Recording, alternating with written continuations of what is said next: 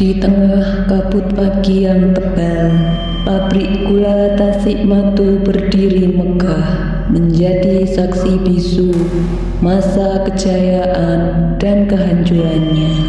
Kini, reruntuhan itu dihiasi lumut dan dipenuhi suara angin yang berdesir seperti bisikan. Namun, bagi penduduk setempat, tempat itu bukan sekedar bangunan tua, melainkan lambang dari sebuah tragedi kelam yang hingga kini tetap menjadi misteri.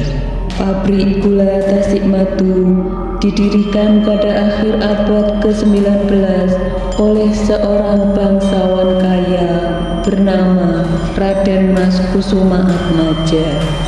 Berbekal ambisi besar, ia memanfaatkan lahan subur di Karanganyar untuk mendirikan perkebunan tebu yang luas dan pabrik pengolahan modern.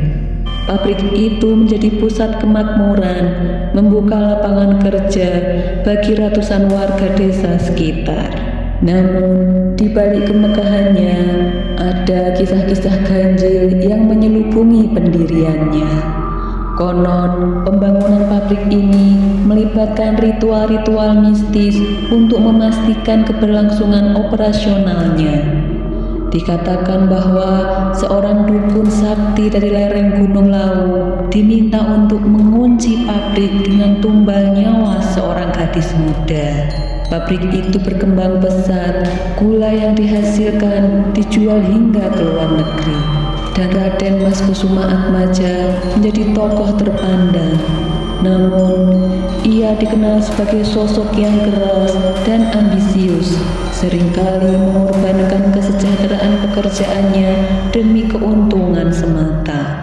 Warga yang bekerja di sana sering mengeluh tentang kondisi kerja yang sangat berat.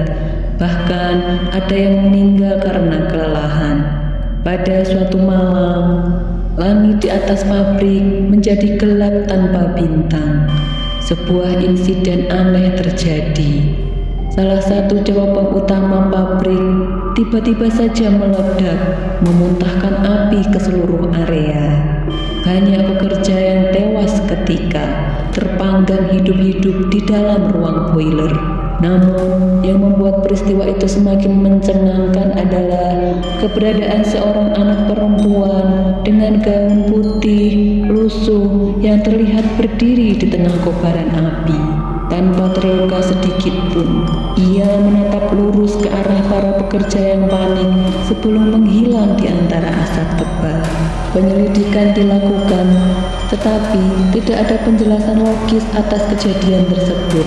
Beberapa menyebutkan bahwa ada sabotase dari pekerja yang marah atas perlakuan buruk di pabrik. Yang lain percaya bahwa tragedi itu adalah kutukan akibat ritual tumbal yang dilakukan bertahun-tahun sebelumnya. Raden Mas Kusuma Atmaja yang sebelumnya penuh percaya diri mulai berubah menjadi sosok yang paranoid. Ia merasa dihantui oleh suara-suara aneh di malam hari. Seringkali mendengar tangisan anak kecil dari dalam pabrik yang sudah hangus sebagian.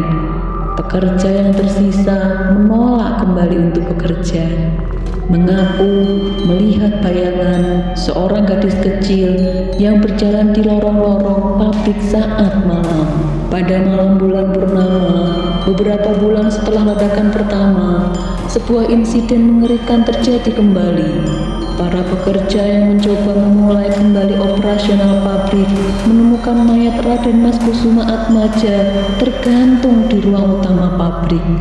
Dengan darah mengalir dari matanya, di dinding belakang tubuhnya terukir dengan api sebuah tulisan, "Darah telah dibayar, tetapi nyawa belum lunas." Setelah kejadian itu, pabrik ditutup selamanya. Para penduduk desa meninggalkan tempat itu, menyisakan reruntuhan dan kisah-kisah menyeramkan tentang hantu seorang gadis kecil yang turut menuntut keadilan atas nyawa yang telah direnggut. Kini pabrik gula Tasikmatu menjadi lokasi yang jarang dikunjungi. Hanya sesekali para pemburu mistis mencoba mencari jawaban atas misteri yang menyelimutinya. Setiap malam, suara mesin tua yang berdentum dan tangisan samar masih saja terdengar. Seolah-olah pabrik itu belum benar-benar mati. Bagi kamu yang cukup berani mendekat, mereka akan melihat bayangan gadis kecil di antara jendela-jendela yang sudah pecah, menatap dengan mata kosong yang menuntut sesuatu, kebenaran yang belum terungkap.